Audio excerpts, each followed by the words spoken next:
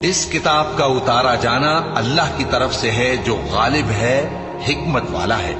اے پیغمبر، ہم نے یہ کتاب تمہاری طرف سچائی کے ساتھ نازل کی ہے، تو اللہ کی عبادت کرو، یعنی اس کی عبادت کو شرک سے خالص کر کے۔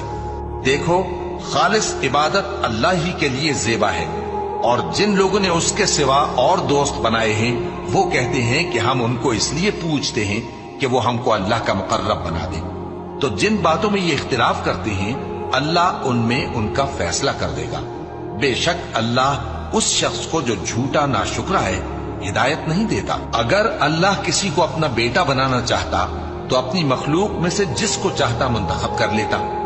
وہ پاک ہے، وہی ہے اللہ جو اکیلا ہے، بڑا زبردست ہے۔ اسی نے آسمانوں اور زمین کو تدبیر کے ساتھ پیدا کیا ہے، اور وہی رات کو دن پر لپیٹتا اور دن کو رات پر لپیٹتا ہے، اور اسی نے سورج اور چاند کو کام میں لگا رکھا ہے، سب ایک وقت مقرر تک چلتے رہیں گے۔ دیکھو، وہی غالب ہے، بخشنے والا ہے۔